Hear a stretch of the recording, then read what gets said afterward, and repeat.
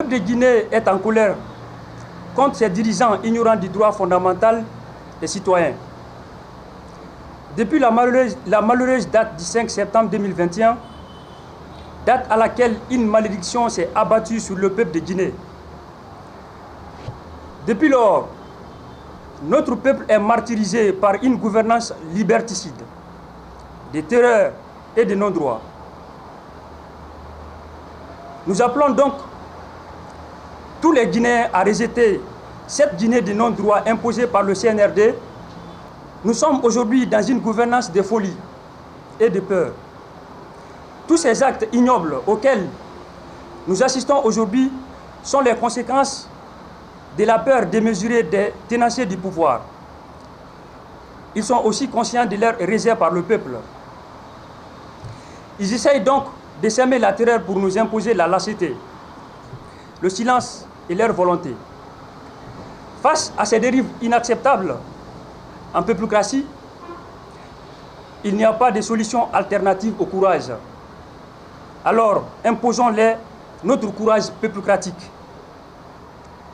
La Guinée de CNRD, c'est une Guinée de non-droit, une Guinée gouvernée par des armes, une Guinée instable et de psychose, une Guinée de terreur et qui tue ses propres enfants, une Guinée qui brise des vies, des familles, des entreprises et des emplois de ses propres enfants, une Guinée sans loi ni foi, une Guinée d'injustice contre ses propres enfants, une Guinée de violence illégale et illégitime d'État contre ses propres enfants, une Guinée de la honte, une Guinée sans repère, donc une Guinée avec un avenir sombre, une Guinée malade.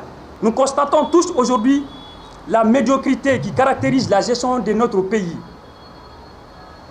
Nous sommes actuellement dans un véhicule où le chauffeur ne sait pas la différence entre le frein et l'accélérateur.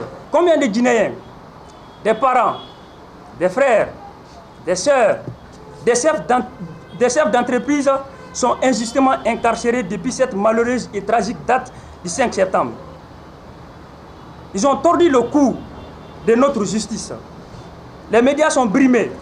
Ils provoquent injustement et illégalement l'effondrement des entreprises guinéennes. Ils se sont déconnectés de leur ligne de départ qui a pourtant suscité beaucoup d'espoir chez certains Guinéens, même si d'autres ne les ont jamais cru. Nous appelons donc le peuple de Guinée à la fermeté, au courage et à l'intransigeance pour imposer le respect de ses droits. Nous appelons le chef de la transition à redescendre sur terre, qu'il arrête sa politique de colonisation des Guinéens dans leur pays. Car en réalité, les Guinéens sont en prison à ciel ouvert depuis le 5 septembre 2021. Comme si cela ne suffisait pas, ils nous ont mis en isolement depuis le mois de novembre avec la restriction illégale de tous les moyens d'information, chose que le peuple de Guinée ne doit ni oublier ni pardonner. La prison n'est plus une exception, mais une priorité de ce régime. Ils se comportent comme si ce sont eux qui ont découvert la Guinée. Tout porte à croire que ce coup d'État a été mené sur un coup de tête sans aucun projet ou vision derrière. La preuve est qu'ils sont perdus avec leur boussole. Parmi les raisons qui les auraient poussés à faire leur coup contre notre pays, la personnalisation de la chose publique. Aujourd'hui, c'est plus que la personnalisation, mais la confiscation de notre pays. C'est la personnalisation de la République elle-même.